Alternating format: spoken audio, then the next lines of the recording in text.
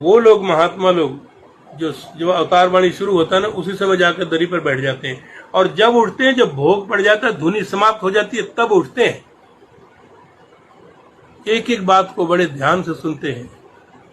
वो कारों से नहीं आते, कभी कोई साइकिल से आ रहा है, कोई पैदल आ रहा है, 10 किलोमीटर, 5 किलोमीटर, 15 किलोमीटर पैदल आते हैं। दास को मालूम है, उत्तर प्रदेश बिहार में जाने का मौका मिलता है टूर पर, 20-20, 25-25 किलोमीटर वो बहनें, माताएं, वो बुजुर्ग पैदल आते हैं। और इतनी गर्मी होती है पूछिए मत, सिर पर गमछा बांध करके आते हैं, हाथ में बच्चा गोद में है, सत्संग में आते हैं। और वो टेंट भी ऐसे लगा होता है जैसे कि ऊपर से छन करके धूप आ रही हो, पतले पतले, और उसी में बैठते हैं। गमछा से हवा कर रहे हैं, कागज से हवा कर रहे हैं, बैठे हैं, सत्संग सुन रहे हैं, बड़ा आनंद ले रहे हैं। कोई इधर उधर घूमता नहीं है, कोई इधर उधर नहीं जाता है, बातें नहीं करते, सिर्फ सत्संग करते हैं। और फिर संगत के बाद फिर 20-25 किलोमीटर पैदल जाते हैं। कोई रास्ता पगडंडी है, कोई सड़क भी नहीं है, सवारी का भी साधन नहीं है। सत्संग जब उनको देखता हूं तो पता लगता है कि वे सत्संग कैसे किया जाता है। दास ने देखा है, उड़ीसा में दास को जाने का मौका मिला। इतनी गरीबी है, सत्संगत में बिल्कुल हकीकत बयान कर रहा हूं, अपनी आंखों देखी बयान कर रहा हूं।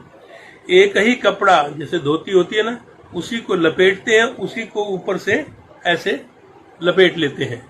पांव में चप्पल नहीं है, चाहे वो बहन हो चाहे भाई हो, ये दोनों की स्थिति ऐसी ही होती है।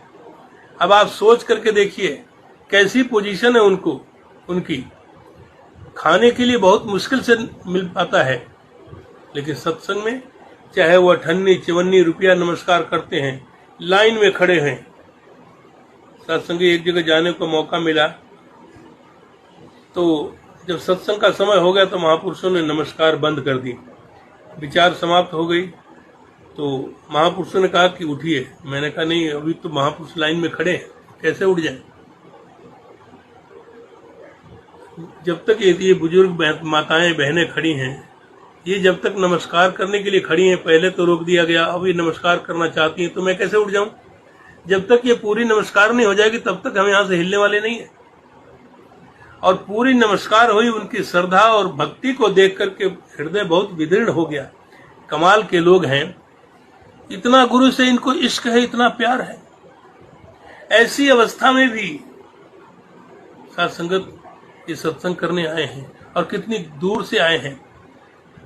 हमारे पास तो दुनिया के सारे साधन हैं, शहर में रहते हैं, सरकारी बसें भी हैं, अपनी गाड़ियां भी हैं, स्कूटर भी है, मोटरसाइकिल भी है, कारें भी है, लेकिन हम सत्संग में तब पहुंचते जब विचार का समय होता है। हम सत्संग करते ही नहीं है। अवतार वाणी से लेकर के आखिरी धुनी तक जब तक वो पूरा सुनेगा नहीं ना, विचार समझ में नहीं आएगी गुरु की।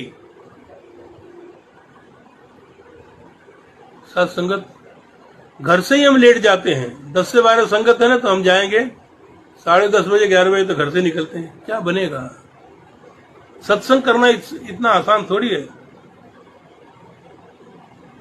सदगुरु माता सुदीक्षा जी महाराज को देखा होगा आपने, 11 से 2 संगत होती है ना संडे को, 11 बजने में 10 मिनट पहले आकर विराजमान होती है, चाहे 5 लोग बैठे हो चाहे 10 लोग बैठे हो, और 2 बजने से पहले 5 मिनट पहले भोग डाल देती है। इतना पंक्चुअल है सत्संग की। हम अभी भी अगर सीखेंगे नहीं तो हमारे अंदर ये सहनशीलता कहां से आएगी। क्योंकि जो महात्मा अपने हृदय के उद्गार व्यक्त करते हैं, जो महापुरुष अपने जीवन की गाथाएं सुनाते हैं, हम उसको सुन नहीं पाते। हमारे जीवन में वो प्रेरणा कहां से आएगी। सत्संगत एक एक वचन हरघट रामा बोले, सब में गुरु ही तो बोलता है। किसी न किसी घट में बैठ करके गुरु ही तो हमको सुना रहा है कि देखो ऐसे जीवन होना चाहिए गुरसिक का। हमारे अंदर सहनशीलता, अगर कोई ऊंची आवाज में बात कर ले तो जानता नहीं मेरे को, बाहर चल फिर बताता हूँ, ये है सहनशीलता हमारी। अगर कोई गाली दे दे तो फिर तो तुम नहीं, हम भी तो तुमसे कम नहीं। सब ज्ञान अलग, हम अलग। बहुत मुश्किल है किसी की बात को बर्दाश्त करना। दास को एक कहानी याद आ गई कि एक संत महात्मा थे, बहुत ही पहुंचे हुए, मतलब कोई कुछ भी कहे उनको कोई फर्क नहीं पड़ता था, मुस्कुरा कर चल देते थे। एक कोई सज्जन था, बड़ा उनका बहुत विरोधी था, एंटी था। उसके मन में एक दिन ख्याल आया कि इसको ये किसी को कुछ कहते नहीं है, जो मर्जी कुछ कह लो, तो आज इसको ना गुस्सा दिला करके आते हैं और इनको सुना के, खरी खोटी सुना के आते हैं। आश्रम में चला गया। महात्मा सिमरन में मस्त थे, अपने कमरे में बैठे थे। शिष्य लोग बाहर खड़े थे। तो जाते अंदर दाखिल होते ही दुनिया की जितने भी सुपर क्वालिटीज की गालियां थी ना, वो सुनानी शुरू कर दी। अच्छी अच्छी गालियां, आप समझ रहे होंगे क्या कहना चाहता हूं। सुनाने शुरू कर दी। अब शिष्यों को बड़ा बुरा लगे, भाई इतना गंदी गंदी गालियां सुना रहे। आखिर महात्मा जी तो किसी को कुछ कहते नहीं, क्यों गालियां सुना रहे। वो पूछे, भाई क्या बात है, क्यों गाली सुना रहे, गाली दे रहे महात्मा जी को, आखिर उन्होंने तुम्हारा क्या बिगाड़ा है। वो काहे को वो सुने, वो तो दबा दब गाली दिए जा रहा है।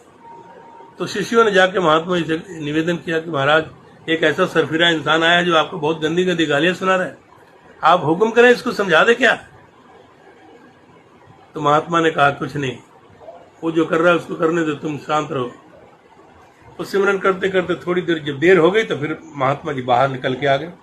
अब जैसे बाहर निकल के आए, उसने देखा तो और जोर जोर से गालियां सुनानी शुरू कर दी और महात्मा मुस्कुराने लगे।